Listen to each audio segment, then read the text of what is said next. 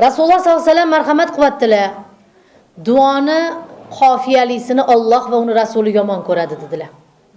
Qofiyali duo qanaqa bo'ladi deb savol berishdi, javob berdilar. So'yganlaringiz qo'y bo'lsin, ko'rganlaringiz to'y bo'lsin, yastu to'la bosh bo'lsin, qozon to'la osh bo'lsin. Payg'ambarimiz alayhisalom bunaqa duo qilmang dedilar. Bu duo yurakdan chiqmaydi dedilar. Duo ikki og'iz bo'lsin, qalbdan chiqsin. Uni yodlab olgan matn bilan aytishlik durust emas dedilar. Duoning eng yaxshisi Qur'oniy duo dedilar. Mana mana shu kitobni ochasizlar. Robbana bilan boshlangan jamiki duo Qur'oniy duo bo'ladi. Shu duolarni Alloh yaxshi ko'rar ekan, chunki Qur'onda o'zi o'rgatyapti Robbim bizga.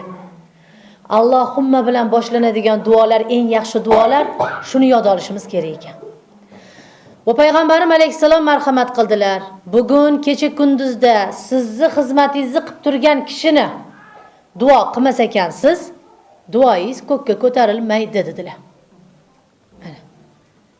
Bir piyola issiq ovqatingizni pishirib olib keldi-da bir kelin. Eshik ochilib ketsa, "Voy yopinga sovuq kelyapti" deymiz.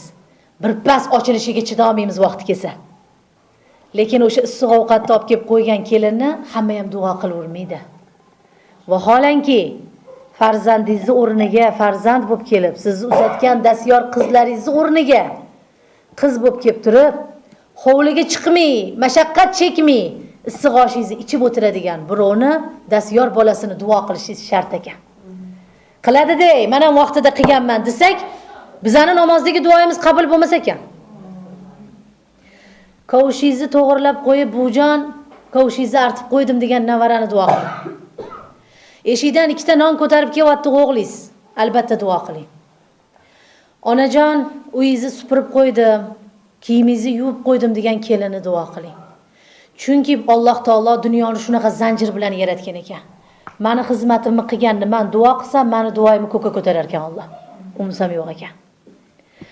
Hazrati Musa alayhisalom bir qarangki, tog'da turib, tur tog'ida Allohga rozi etishib tursalar, Allohdan amr bo'pti.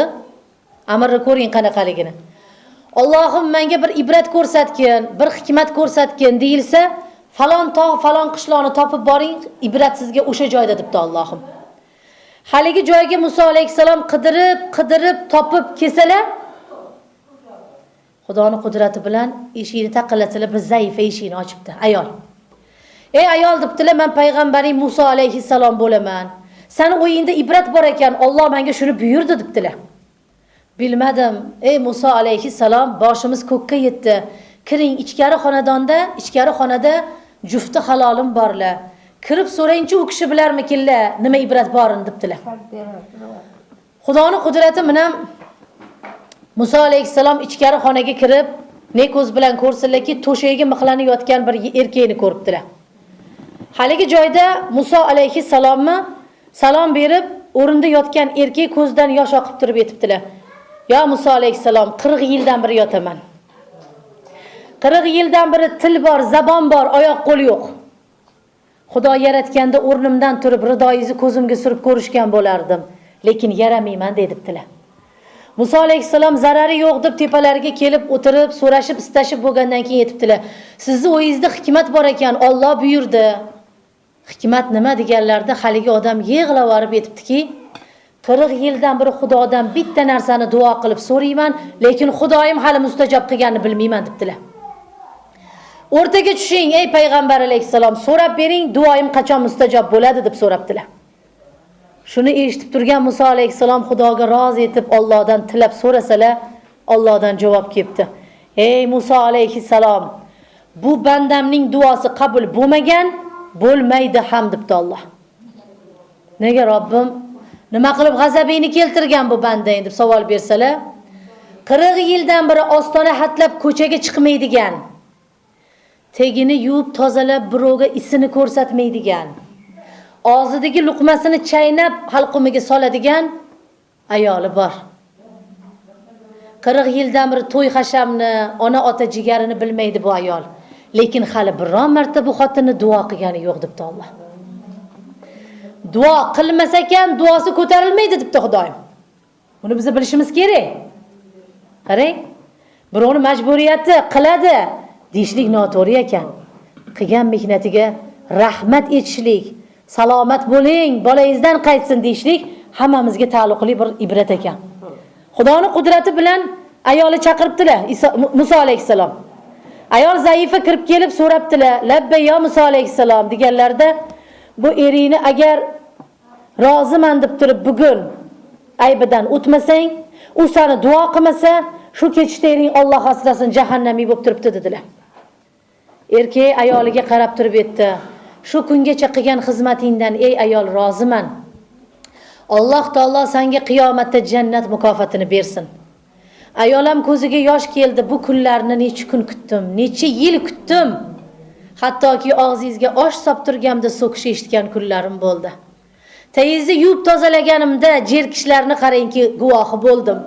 Lekin bugun rahmat ey ayol deb turib aytgan duoingizdan men roziman. Shu so'z uchun yashadim. Alloh sizni ham duoingizni qabul qilsin dedi.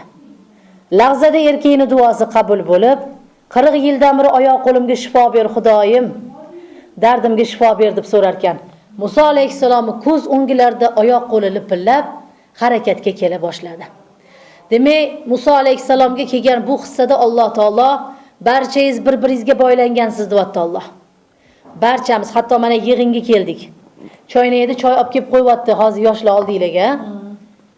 Mana shu olib kelib qo'ygan choy uchun ham u majbur emas, unga farz emas bizning xizmatimizni qilish. Lekin yaxshilik qilib, mezbon bizni qo'ynimizni ovlab turibdi. Oldimizga qo'yib ketgan choynagi, ro'parangizga qo'yib ketgan yarim kosa issiq ovqat uchun quruq qaytarmang. Duoingizni qabul bo'lishini xohlasangiz, salomat bo'ling deb qo'ying. Farishtalar amin desa, u kishi sog'liqqa, siz duoingiz qabul bo'lish rahmatiga erishib qolasiz inshaalloh. Payg'ambarim alayhisalom marhamat qildilar. Duoni bolalarga qildiring. Go'daylarni duosi qabul bo'ladi dedilar. Hazrati Umar radhiyallohu anhu masjidga kirsalar go'dayni olib kirar ekanlar o'zlari bilan-da, ro'paralariga o'tkazib qo'yib yetar ekanlar. Jonim bolam, bitta men etaman, bitta siz etasizdir ekanlar. Shunda odamlar aytar ekan, siz ham chakana odammansiz, choriyorsiz. O'zingiz duo qilaversangiz qabul bo'lmaydimi yo Umar radhiyallohu anhu deyilganda javob qilar ekanlarki, bolalar begunoh. Ularning duosini farishtalar talashib ko'taradidir ekanlar. Shuning uchun farzandingizni ishi yurishmasa bolasiga duo qildiring. Bola ham duoni o'rganib qoladi. Ham sizni duoingiz ko'kka ko'tarilib qoladi inshaalloh. Duoni dedilar payg'ambarim alayhisalom, gumon bilan qilmang, baribir qabul bo'lmaydi dedilar. Yaqinda yonimga bir ayol keldilar-da yig'inda, mana shu narsa uchun nima deb so'rash kerak dedilar. Buni o'qing-da, ketidan duo qiling desam, qabul bo'larmikin deydilar. Yo endi qabul bo'lmaydi dedim. Nega deydilar? Chunki ey inson, sen gumon qilib bo'lding. Alloh esa gumonli duodan yuz o'girdim deb va'da beryapti. Shunaqa buyuk umid bilan so'rangki, duoyim qabul inshaalloh bo'ladi. Inshaalloh Allohning dargohiga yetib boradi. Inshaalloh yaratgan egam unga quloq tutib ravo qiladi degan umid bilan so'rash kerak ekan. Keyin so'raganda, azgina so'ragan odamni Alloh taolo jalolatimga loyiq qilib so'rashni bilmading bandamdir ekan. Bir kalima o'qiydigan farzand bergin deb so'ramang. Ko'p yig'inlarda yuraman, quloqimga kiradi-da. Ayollar duo qilasizlar-da, bir kalima Qur'on o'qiydigan farzand bersin. Nimaga 30 porani so'ramaysiz? So'rang, Alloh beraman deb turibdi inshaalloh. Orqamdan 30 pora Qur'onni xatm qilib jo'natadigan zurriyot bergin Alloh. Bir parcha hovli bersin deb so'raydi ayollar. Bir parcha emas, daryodek vatan bersin. Mo'minlar yayrasin, ibodat qilsin, qadr kechalari bo'lsin, azon yangraydigan, yaxshilar mehmon bo'ladigan vatanlardan bergin deb so'rash kerak ekan. Xudoyim taolo katta so'rasak, katta ato etishi va'dasi bor ekan inshaalloh. Makkaning imomi Abdurrahmon Sudaysiga ko'plab saralashlardan keyin Makka tilloning imomi bo'lish baxti berilgan ekan. Shunda hamma so'rayotganmish, saralashga juda ko'p qorilar qatnashdi. Lekin siz g'alaba qozondingiz. Bugun mana Makka tilloning imomi bo'lib turibsiz. Sababi nima? Ilmingiz zo'rmi? Yoki Xudoning yo'lida bir narsani nazr qiluvmidingiz? Yoki Xudoga qarangki o'tkazgan bir chiroyli ibodatingiz bormidi deb so'ralganda, Abdurrahmon Sudays ko'zlarini yumib, ikkita yuzlaridan yosh yumalab turib aytgan ekanlar: "Onajonim, boshlarimga dashnom to'lganda, sho'xliklarim dunyoni to'ldirib, qo'ni qo'shnidan dakki kelganda, ikki yelkasini siqib, hammadan uzr so'rab, mana shu darajaga keltirgan onajonim har azob yetgandan keyin ko'zida yosh bilan qo'lini ochib, "Ey Abdurahmon, shuncha yetkizgan istamingga bolam, Makkaga imom bo'lmasang asti rozi emasman" deb etardilar. Allohga hamd bo'lsin. Bugun mendan zo'r ilmlilar turgan bo'lsa ham onajonim duosi xayri bilan men Makkatillohga imom bo'ldim deb javob bergan ekanlar. Shuning uchun ey onalar, so'raganda siz gumon qilsangiz, boshqalar qanday gumon qilmasin? Bolangizni chaqirib olsa ovqat pishgan. Makkani imomi taomingiz tayyor bo'ldi deb qo'ying. Har doim shunaqa chaqiring. Biri bo'lmasa, birini qabul qilsa ajab emas Alloh. Qiz bolani chaqirib os. Chaqirayotganda chaqirish bor. Ey mu'minlarning onasi, qorilarning onasi, uyg'oning deb chaqirish kerak ekan. Xudoning qudrati bilan payg'ambarim alayhisalom bir joydan o'tib ketayotsalar, bir ayol bolasini qarg'ab turganmish. To'xtabdilar-da, erinmasdan oldiga borib yetibdilar. "Ey ayol" debdilar. "Sen aytgancha bo'lsa, sen aytgandek bolang shu narsalarga giriftor bo'lsa, so'yinasanmi?" debdilar. Haligi ayol yoqasini ushlabdi-da, "Tavba" deb gapiri. "Tavba qildim yo payg'ambar alayhisalom, jonimdan o'tkazib yuborsa shunaqa duvaraman" deganlarda, "Joningdan o'tib ketsa bir so'zni o'zingga odat qil" debdilar. Nimani deb so'ragan ekanlar? "Burning yerga tekkur" deb aytgan. Bolangni burni yerga tegsa sajda qiladi debdilar. O'tib ketibdilar. Haligi ayol shundan keyin shuni odat qilibdi, qachon bolasi javratsa, vujudi qarangki to'lqinlanib ketsa, ha burning yerga tekkur deb aytadigan odat qilibdi. Bir vaqtda bularimiz juda dono bo'lishardi-da. "Hay o'yinga bug'doy to'lgur, meni aytganimni qilmabsan-ku" deb aytilardi. Ha? Va yerdan kesak olib ukalarimizga otardilar, buvim, bolalar endi sho'x bo'lardi, meni qulog'imda qolgan. O'g'il bolalarga qarab aytardilar, "Ha, urug'ingdan ko'paygina" derdilar. O'g'il bola urug'idan ko'paysa, serfarzand, ser davlat bo'ladi. Shuning uchun bizlarni so'rayotgan narsamiz, ey aziz ayollar, joningiz og'rib turganda ham, "Ha Alloh ikkita ko'zingga hayo bersin" deb qo'ying. Ertasi kuni kelib, "Onajon kechiring. Kecha tutoqib turuvdim, yuzingizga eshik yopdim. Ko'chaga chiqib afsus qildim. Mushtiparim, Ka'batullohim, dilingni og'ritgan bo'lsam kechir meni" deb kelib qolsa, yana inshaalloh ro'shnoligi o'zimizga bo'lar ekan. Anunda bo'g'irsangiz bo'lib ketaveradi, lekin iymonini so'rasangiz, u iymonga inshaalloh duchor bo'ladi. Payg'ambarim alayhisalom marhamat qildilar. Payg'ambarlar 124 mingta bo'lgan. Hammasini duosi qabul bo'lgandek, badduosi ham qabul bo'lgan dedilar. Nuh alayhisalomdek payg'ambarni qavmi to'ydirib yuborganda duoibat qilganlarda yer yuziga suv toshqinidek balo kelibdi. Lut alayhisalom, Solih alayhisalomlar qavmidan to'yib ketganda osmondan har sayin tosh yog'ib, chinqiriqli shamol bilan odamlarni eti uzilib, qarangki ofatga duchor bo'libdi. Payg'ambarim Muhammad alayhisalommi chakkalariga tosh tegib, chakkalaridan issiq qon oqqanda Jabroil alayhisalom kelib aytgan ekanlar, Allohning arshi titrayapti. Sizni yuzingizdan qon oqizganlarni duoibat qilarkansiz yo Muhammad alayhisalom. Alloh Toif shahrini yerga yuttirib yuborar ekan dedilar. Shunda payg'ambarim alayhisalom ko'zda yosh, qonab turgan yuz bilan bitta narsani aytdilar. Ey do'stim Jibroil alayhisalom, men dunyoga odamlarni qarg'ash uchun emas, men dunyoga odamlarni duoyi xayr qilish uchun yaraldim dedilar. Qaysi ummatim mendan bo'lsa birovni qarg'amaydi dedilar. Mana biza ummati Muhammadmiz inshaalloh desak, birovni qarg'ash bizaga qarangki durust emas ekan. Sarvari koinot alayhi salatu vassalom Toif shahriga iymon so'radilar. Otalariga qo'nmadi-yu, qarangki bolalariga qo'nib, kelajakda mana shu bolalar tobiinlardan, aziz avliyolardan bo'lib dunyodan o'tdi. Demak, aziz ayollar, payg'ambarim alayhisalom marhamat qilyaptilar. Tavba surasining 60-oyatida Alloh va'da berdi. So'rang, men qabul qilaman dedi. Alloh yolg'on gapirmaydi. Alloh haq va'dani beradi. Qabul qilaman deb Robbim buyurdimi, ana endi uni inshaalloh qabuliga ishonish kerak ekan. Xudoning qudrati bilan payg'ambarim alayhisalomning davrlarida bir ajoyib voqea sodir bo'ldi. Rasululloh sollallohu alayhi vasallam davrlarida Madinada hovli bo'lib berildi. Bir sahoba yigit hovli xarid qilsa, qoziq qoqib yon devor qo'shnisi Yahudi jugit kampir bo'lib tushib qoldi. Haligi jugit kampir 9 ta o'g'li bor ekan. Qarab tursaki, sahoba erkegiga, musulmon erkegiga 3 ta bolasi bilan ham shuncha hovli. Bu ayolga 9 ta bolasi bilan ham bir xil hovli bo'lib berildi. Haligi ayol hasad qildi. Yahudi hasad qildi-de, odamlarni aqlidan ketsin, unutsin, bir chiroyli tadbir qilaman de, shu hovlini o'zimga o'zlashtiraman dedi. Oradan vaqtlar o'tdi.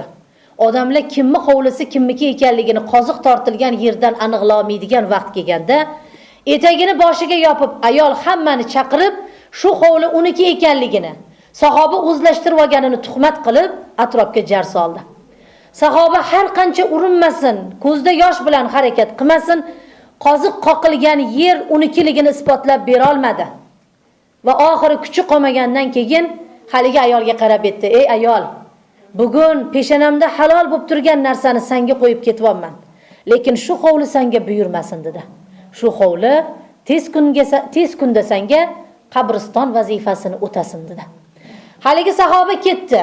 Qoziqlar aylantirilib, ikkita hovlini bitta qilib jamlab, ayol gir aylantirib hujra solib, 9 ta o'g'liga imorat bitib berdi. Tez kunda xotinning ko'zi ko'r bo'lib qoldi. Devorni paypaslab yuradigan ayolni ro'zg'orda qiynalayotganini ko'rib, o'g'illari hovlidan quduq qazib berdi. Haligi quduqqa chelak tashab, sug'urib olib, ro'zg'orda unnaydigan odat chiqardi bu ayol.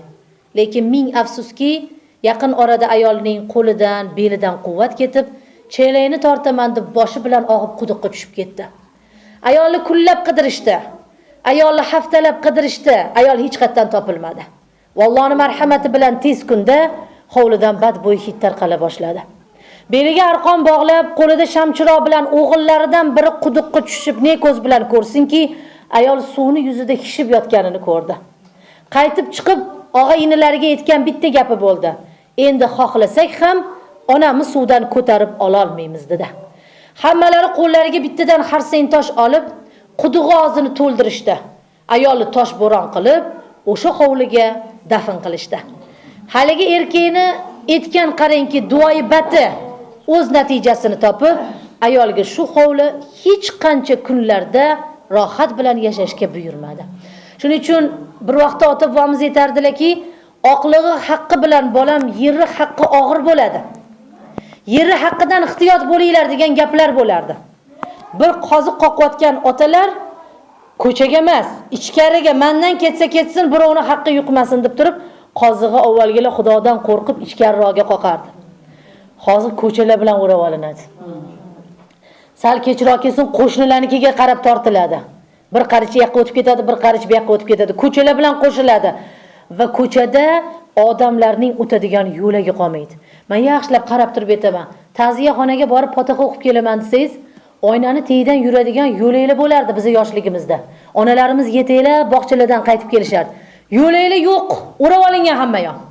Ta'ziyaxonaga borsangiz, xohlaysizmi, xohlamaysizmi, erkakni oldidan katta ko'chadan o'tishga majbursiz. Mana shu narsalar qiyomatning alomati ekan. Payg'ambarim alayhisalom qiyomatga kelib odamlar duoibatdan va yerri haqqidan qo'rqmaydigan bo'lib ketadi degan ekanlar. Eng yomoni bu yerri haqqi qabrdan toraytirib tortib olinar ekan shu odam qabrga qo'yilganda. Faraz qiling, qabrda yotibdi lahatda. Yer siqilib kelib o'ng qovurg'asi yotgan insonni chap qovurg'aga qarsillab singib ketar ekan. O'kirarkan qabrda yotgan mayit, Alloh qaysi gunohim uchun deyilganda, yer yuzida musulmonning yeriga bir qarich hovlisiga qilgan tajovuzingdan bugun lahatdan urib qoldik deb Alloh amr qilar ekan. Demak, inshaalloh yerni haqqi qabrda bizni tutmasligi uchun mana shu narsadan duoibatidan ehtiyot bo'lishlikka buyurilgan ekanmiz. Onalarni, otalarni duosi bolalarga o'tgandek, payg'ambarim alayhisalom bolalarni ota-onani duo qilishga o'rgating dedilar. Qur'oni Karimda Alloh Robbirhamhuma kama robbayani sag'ira deb aytgan deyapti bizga. Bir parcha go'shligimda menga rahim qilgandek, ona otamga rahim qilgin Xudo deb yalingin menga deyapti Alloh. Ota-onasini duo qilmagan farzand jaynamozdan quruq turib ketsa, xoh ota-ona tirik bo'lsin, xoh o'tgan bo'lsin, farzandning nomi badbaxtlar ro'yxatiga yozib qo'yilar ekan. Shuning uchun albatta har bir farzand ota-onani duo qilishi shart ekan. Ko'chaga ketgan erkakni ayoli duo qilsin. Qizlarga mushtay yoshidan Arabistonda voqea yodlatiladi. Voqea Badavlatlarning surasi. Voqeani yodlab, erketidan duo qilgan ayol 2 hissa baraka bilan oladi inshaalloh bugungi rizqini. O'zini navbatida erkaklar ayolini duo qilsin dedilar. xizmatiga, tug'ib berayotgan bolasiga, ona otasi va uning urug'iga qilayotgan xizmatiga duo qilmas ekan, erkakning duosi ham qabul bo'lishi dargumon ekan. To'g'ri, hamma erkak ham yuzingizga qarab, boringga shukr, ming rahmat, qoyillatding deya olmaydi. Lekin hattoki xufiya ichida Alloh ayolimni panohingda saqla, baxtimga omon qil, dardiga shifo bergin deb ikki og'iz ichida namozda qilgan duosi ham o'zini duosi qabul bo'lishiga zamin bo'lar ekan. Payg'ambarimiz alayhisalom har sahar turib, Allohim Hadijamga jannatni ato etgin deb yig'lar ekanlar. Hamma xotinlari ko'rar ekan u, hech narsa deyish olmas ekan, lekin Oysha onam g'ashlari kelib etvorar ekanlar. Alloh sizga undan ham yoshini berdi ya Rasululloh. Alloh sizga undan ham go'zalini berdi ya payg'ambar alayhisalom. Nega ha deb shu qari xotiningizni eslayverasiz deganlarida ko'zlariga qizil qon yugurib ketib, vujudlari titrab ketib bitta so'z aytibdilar. Ey Oysha, qo'lingizdan kelsa Hadijamga o'xshagan xotin bo'ling deb chiqib ketgan ekanlar. Bu gap Oysha onamga juda qattiq botib, hali Hadijadek bo'lolmayman dey.